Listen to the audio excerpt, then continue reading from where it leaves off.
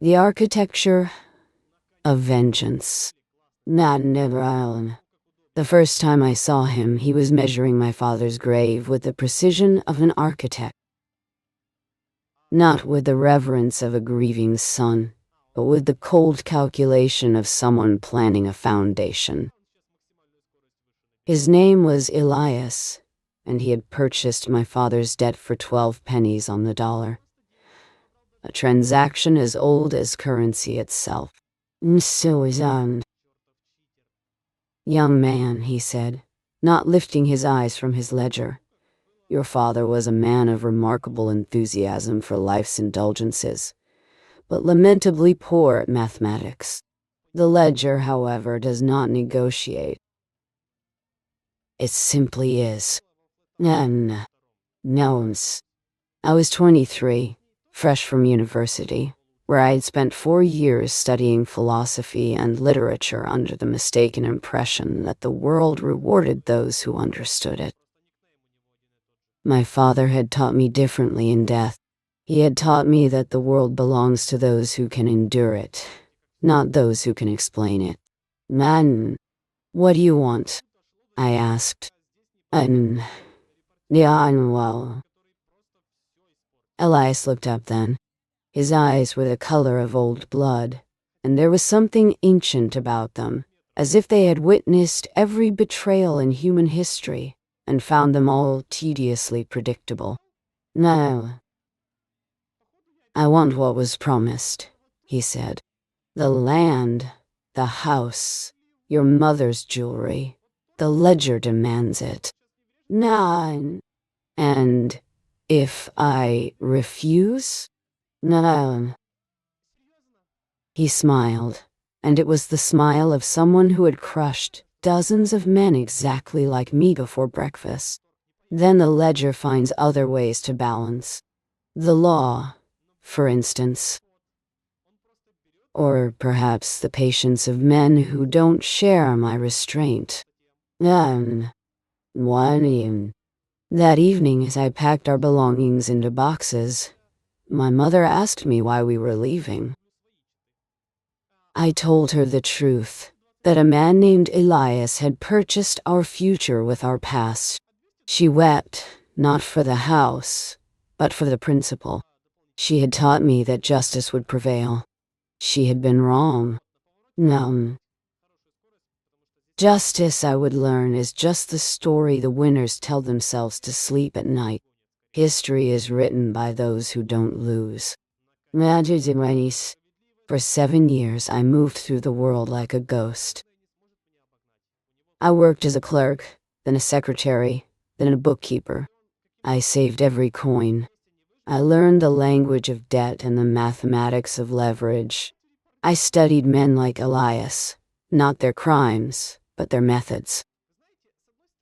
I learned that revenge is not an emotion, but a discipline. It requires the cold precision of a surgeon and the patience of a saint.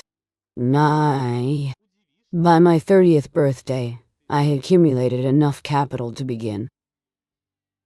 I started by purchasing small debts from Elias's creditors.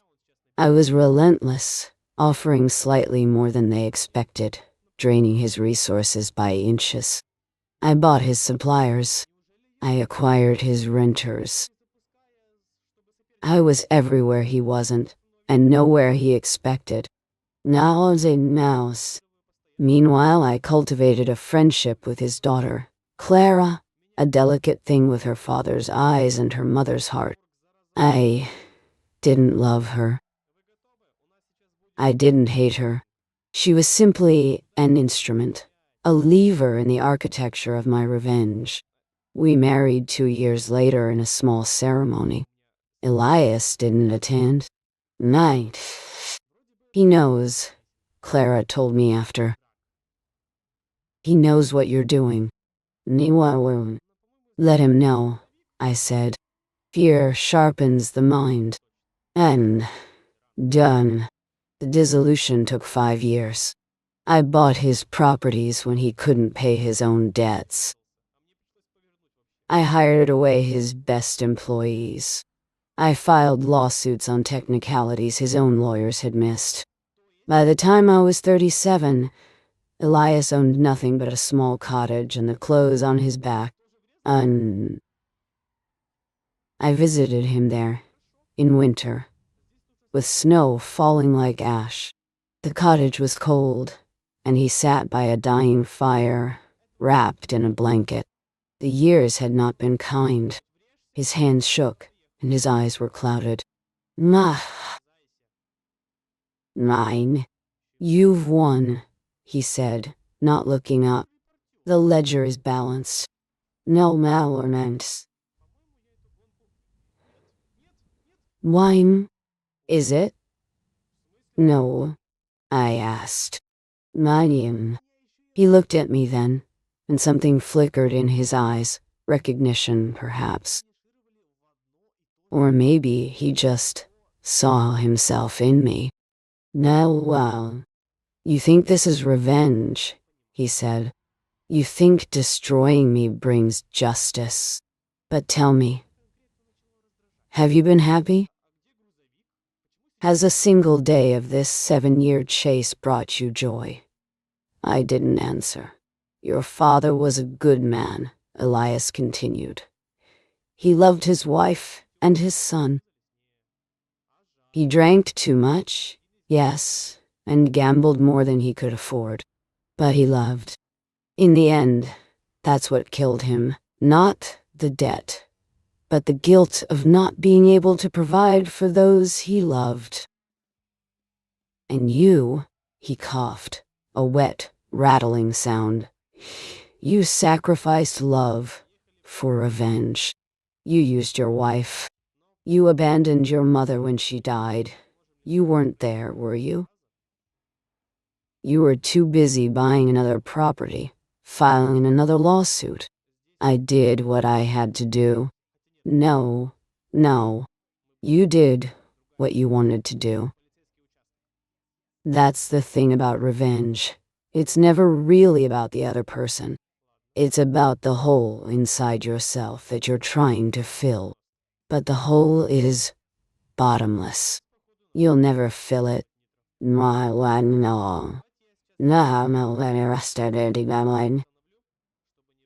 He coughed again, longer this time. When it subsided, he seemed smaller, as if his body was slowly deflating. Nons. I forgive you, he said. The words hung in the cold air, impossible and absurd. You can't forgive me, I said. You don't have the power. Nod. And Regina Silver Cindy the Charles. I don't need power, he said softly. I have clarity. I know what I am. A man who made choices, terrible choices, that hurt people. I've lived with that knowledge for 40 years. And I know what you are. A man who's making the same choices, thinking they'll make him whole. He closed his eyes. They won't. None. Come anywhere. I left the cottage and walked through the falling snow. I had won. I had destroyed him. I had avenged my father. And in that moment, standing alone in the frozen landscape, I understood the true architecture of vengeance. It's not a building we construct to shelter ourselves, but a prison we build from our own bones, brick by brick, with every act of calculated cruelty. None me. I returned home to Clara. She was sitting by the fire, reading. She looked up when I came in, and I saw in her eyes that she knew. She had always known. Nuns. Is it done? She asked. Nanid. Nah. It's done. She nodded, then returned to her book. We never spoke of it again. We lived together for another 15 years, in a house large enough to hold our loneliness, with servants enough to maintain our silence. We had children who grew up watching us, learning that love could be transactional, and that victory was the only metric that mattered. When I died at 52, my funeral was attended by hundreds of people who had never known me, only my money. The priest spoke of my generosity, my vision, my success. No one spoke of my father or Elias or the woman who had taught me that love could be measured in coins. No one mentioned the ledger that had ruled my life, or the fact that in the end, my accounts had balanced perfectly empty. In the history books of our town, I am listed as a successful businessman, a community leader, a man of vision. Elias is mentioned as a footnote, a cautionary tale about the dangers of overextending oneself in uncertain markets. But the truth, the real truth, lies in the space between those stories, in the silent understanding that passes between people who have learned that the greatest revenge is not destroying your enemy, but becoming them.